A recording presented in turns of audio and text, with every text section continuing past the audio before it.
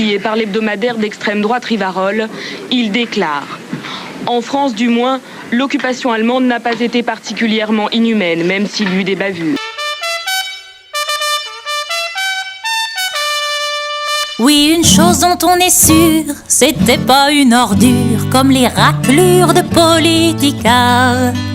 On a ces petits travers à la Trinité-sur-Mer, les culs bénis comme les soulards. Écoutez, j'ai été mis en cause par le... J'ai été mis en cause par le pédophile Cohn-Bendit. Et j'ai le droit de répondre. J'ai le droit de rappeler qu'il a été mis en cause ici pour avoir hébergé un terroriste de l'opération Armée Rouge et qu'il soutenait les Cambodgiens massacrés. J'ai le droit de défendre mon honneur. Qu'un voyou comme M. Mélenchon se croit autorisé à prendre à partie une femme pour quelque chose qu'a fait son père. Écoutez, candidate, c'est vrai. Mais Marine Le Pen, pour des raisons qui lui sont propres et que je respecte, n'a pas voulu discuter avec M. Mélenchon. Moi, j'offre un débat à M. Mélenchon. Là, et je vais lui retirer son caleçon. Et je vais montrer ce qu'il est. Le candidat des communistes qui ont du sang sur les mains jusqu'au coude. Voilà ce qu'est M. Mélenchon, qui entre-temps a été pendant 30 ans un gros sénateur dont on n'a jamais entendu parler d'ailleurs. Les chauvistes sont des personnages atypiques qui ont leurs propres mœurs, qui sont des mœurs souvent pittoresques, incompréhensibles, mais qui sont persuadés d'avoir des grosses têtes et d'être très importants dans le monde. Alors il faut un petit peu ce qui leur passe par la tête, même quand c'est inconvenant et stupide. Je vais faire courir, moi, tu vas voir le rouquin là-bas. Hein? PD! C'est tout de même un peu artificiel de faire venir des joueurs de l'étranger et de les baptiser équipe de France. Monsieur Le Pen, est-ce que demain vous irez à l'enterrement de Maurice Papon? Et ta sœur? Matelot, hisse le drapeau de la marine. Quand un Philippon lui tire dans le dos, c'est pas ça qu'il déprime. Mais vous ne m'inspectionnez pas du tout non plus. Ensuite, je vais vous dire une chose supplémentaire. Vous interrompez une conférence de presse. Je vais vous laisser poursuivre. Je vais vous laisser poursuivre. Très impoli. Vous auriez pu peut-être me demander de prendre la parole. Mais on sait qui vous êtes, monsieur Carignan. On sait qui vous êtes. Et la quatrième chose, c'est que moi j'étais un partisan de l'Algérie française. Et si vous n'étiez pas un partisan de l'Algérie française, vous n'avez qu'à y retourner.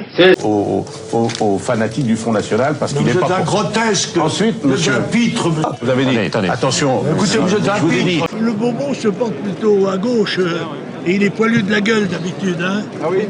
Bah oui, c'est la mode, c'est la mode musulmane ça, d'être poilu de la gueule. Et j'ai été le premier à faire élire une musulmane en 1986 au Conseil régional d'Île-de-France. Parce que je ne suis pas islamophobe, mais je suis francophile. Dans le marais de Paris, on peut chasser le chapon sans date d'ouverture ou de fermeture, mais dans le marais de Picardie, on ne peut chasser le canard en février. Ne dites pas d'énormité comme ça, et ne me menacez pas physiquement, monsieur Taspi, il vous en cuirait. Ce soir, c'est la fiesta chez les gauchos. Ils sont arrivés là sur leurs chevaux. Ils font de la pampa jusqu'à San Marino. Ce soir, c'est la fiesta gaucho. Monsieur Le Pen, dans le vent, la tempête, y a pas rien qui l'arrête, même les détails de l'histoire. Journaleuse et Lopette voulaient lui faire sa fête, mais ils l'ont élu superstar. C'est là. Et vous avez parlé du racisme anti-musulman, du racisme anti-juif, du racisme anti-noir. Il n'y a qu'une seule forme de racisme dont vous n'avez pas parlé et qui est malheureusement pratiqué chez nous, c'est le racisme anti-français. Celui dont se sentent victimes des millions de nos compatriotes qui ne comprennent pas que ce qui a été fait pendant des années, depuis Mathusalem, comme vous dites, dans ce pays, et qui est une somme de sacrifices, de travail, d'épargne, eh bien tout cela est dilapidé, gaspillé. Car je vous lance une accusation directe. Vous êtes au poste que vous occupez directement responsable de l'aggravation du nombre des immigrés dans notre pays chaque année. Votre politique laisse ou fait rentrer dans notre pays 500 000 immigrés supplémentaires et je vous mets au défi de dire exactement à 2, 3 ou même 4 millions près combien il y a d'habitants dans notre pays. Un premier point, je ne suis pas raciste. Mais je ne suis pas non plus de la secte antiraciste dont Finkielkraut a pu dire l'antiracisme, c'est le communisme du 21e siècle.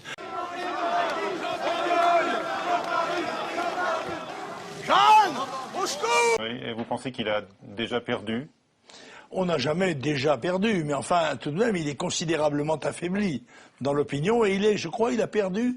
Il n'a plus la chance. Il a été très servi par la chance dans sa carrière politique. Et quand on a la chance, eh bien, tout ce qu'on fait, même d'idiot, ça réussit.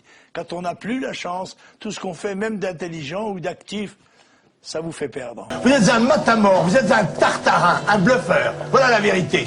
Et nous attendons encore de voir, à part quelques onomatopées que vous lancez de temps en temps sur les écrans, ce que vous êtes capable de faire dans la politique. Tapis contre Le Pen, l'avocat de la bande des quatre contre l'avocat du peuple français. Je voudrais seulement vous dire sur l'analyse. Non, écoutez pas ce genre d'argument pitoyable, monsieur Stoléru. Qui s'était engagé à ne plus chanter en France si le Front National arrivait en tête de l'élection. Cochon qui s'en dédie. Et monsieur Bruel aussi. Ah oui, ça m'étonne pas. Oui, voilà. Écoutez, on fera une fournée la prochaine fois.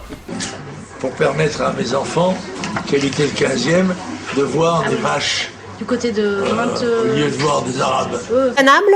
Oui, sans doute condamnable. Je ne sais pas s'il y a des gens pour le poursuivre, mais il me semble que il ne faut pas poursuivre Aristophane, ni La Fontaine, ni Molière.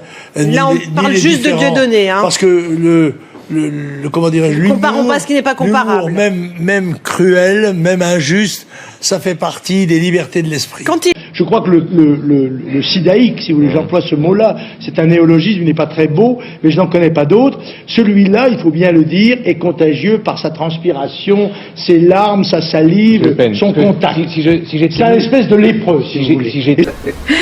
J'avais fait une réflexion comme ça sur Ebola, en disant que le problème démographique mondial, la catastrophe démographique mondiale, pouvait être peut-être endiguée, réglée par des épidémies, des guerres nucléaires ou des choses comme ça. Donc, et j'avais cité Ebola. À aucun moment, ce que j'ai dit correspondait à ma pensée, que les chambres à gaz étaient un détail de l'histoire de la guerre, à moins d'admettre qu'elle soit la guerre qui soit un détail de vous des chambres à gaz. Ces propos. Oui, absolument, je les maintiens. Lui perd des forces, tandis que l'extrême droite ne cesse d'en gagner.